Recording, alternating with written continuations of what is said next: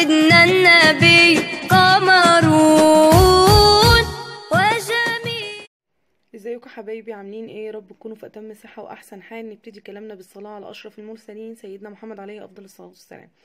النهارده حبايبي هنعمل مع بعض الفراخ الكنتاكي بطريقه حلوه قوي وبسيطه خالص، وهتطلع بجد زي الفراخ الكنتاكي بالظبط. اوعدكم بكده، يعني اعملوها على ضمانتي. اظن هي شكلها باين وشايفين القرمشه بتاعتها، وهتطلع معاكم حلوه قوي باذن ربنا.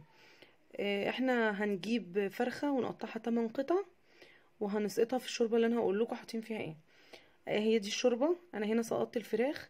الشوربه انا حاطه فيها بابريكا وتوم باودر وبصل باودر ومعلقه جنزبيل كبيره وورق لوري وتوابل فراخ ومعلقه بهارات فراخ. تمام. واول ما الميه دي غليت انا حطيت فيها الفراخ بتاعتي. هتاخد غلوتين كده 3، يعني نص سوا، مش هسويها سوا كامل. وبعد كده هكون مجهزه كوبايه ونص من الدقيق وكوبايه ميه والملح بتاعي، وهحط عليهم البهارات اللي انا هقول لكم عليها دلوقتي. هحط بقى البهارات بتاعتي: كاري وكركم ومعلقه كبيره جنزبيل ومرقه مرقه ماجي وبابريكا وملح وفلفل ومعلقه نشا. هنحط كل التوابل بتاعتنا دي على الدقيق، ونضيف بقى الملح بتاعنا.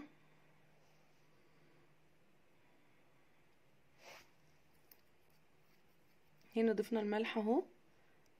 هنقلبهم بقى وندمجهم كويس مع بعض، وهننزل بالميه بتاعتنا. احنا عايزين القوام يا جماعه يبقى سايل، يعني اخف من عجينه الكريب كده. شوفوا عجينه الكريب بتبقى عامله ازاي، يعني زيها او اخف شويه. وهنفضل نقلب فيهم كويس جدا عشان نضيع اي تكتلات.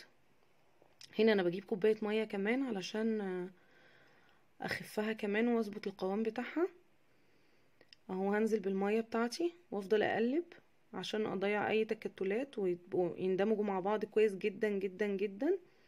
لازم يا جماعه الخلطه دي تتقلب كويس قوي، وكل المكونات بتاعتها تندمج مع بعضها علشان لما الفراخ نيجي نحطها تشرب من التتبيله كويس جدا. بس بالشكل ده هنفضل نقلب. انا كده هعوز كوبايه ميه كمان عشان هي لسه سميكه وانا مش عايزاها بالسوم كده. هجيب بقى كوبايه ميه اهو بالشكل ده كده، وهقعد اقلبها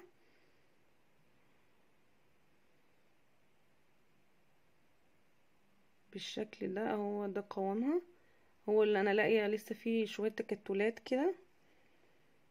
فهجيب المضرب بتاعي وهقلبها عشان لو فيها اي تكتلات تروح.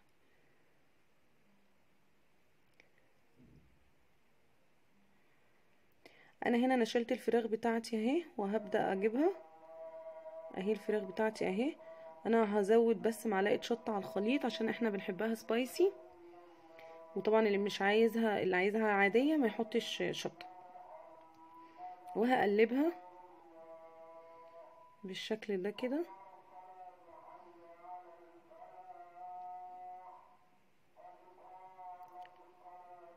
وهبدأ انزل بقى بالفراخ بتاعتي واحده واحده كده.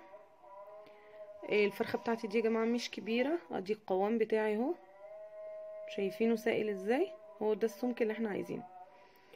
الفرخه دي مش كبيره.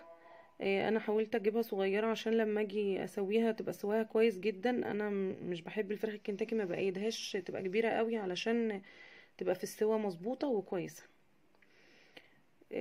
فممكن الفرخه دي تكون كيلو 600 كيلو 700، مش كبيره قوي.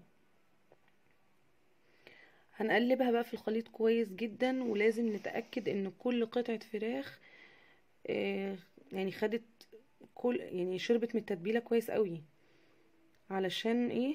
يبقى طعمها كويس ومظبوطه معانا، وما يبقاش الفراخ فيها حته لها طعم الفراخ وحته لا.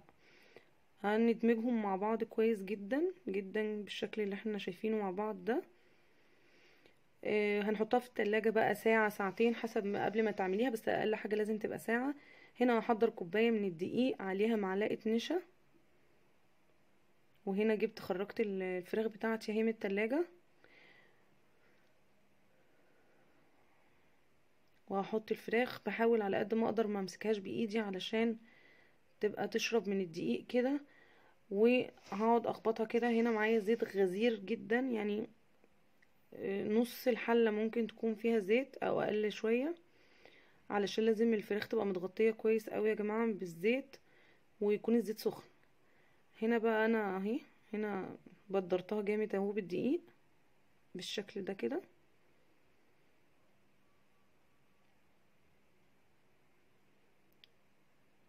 اهو واحدة كمان اهو بالشكل ده، ودي بيمسك فيها بمنتهى السهولة، ومفيش حاجة بتقع في الزيت بتاعنا ولا اي حاجة، يعني هي مش بتوقع. وان شاء الله مفيش حاجة اسمها الخلطة بتاعتي ما مسكتش، لا مفيش حاجة زي كده. هي بص بتتغطى بمنتهى السهولة جدا، ولما بنمسكها بقى كده لازم ننفضها لتحت كده. الحركة دي يا جماعة هي اللي بتعمل التكسيرات اللي بتبقى القرمشة اللي بتبقى في الفراخ من بره بالشكل ده. يعني احنا بنفضل نخبطها كده. هنروح بقى على الزيت بتاعي ونقول بسم الله الرحمن الرحيم، وننزل بالقطع الفراخ. هنا الزيت بتاعي لسه مسخنش قوي، وانا مش هحط تاني قطعة دلوقتي. هحط اهو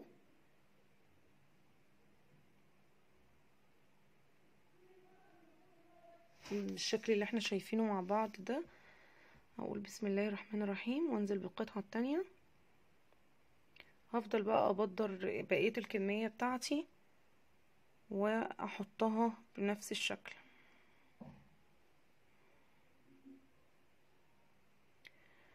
بعد ما احط بقى الفراخ بتاعتي يا جماعة لازم النار نوطيها وهي تاخد وقت في السوا شوية لحد ما توصل للون اللي احنا عايزينه، ونصبر عليها وما نعليش النار. لو عليت النار هتتحرق ومش هتستوي من جوه، وهتبقى شكلها مش لطيف خالص. هنا الفراخ بتاعتي اهي وهي على النار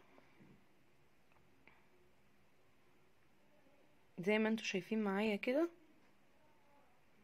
انا هستنى ما تاخد لون وابدأ اقلبها على اليمة التانية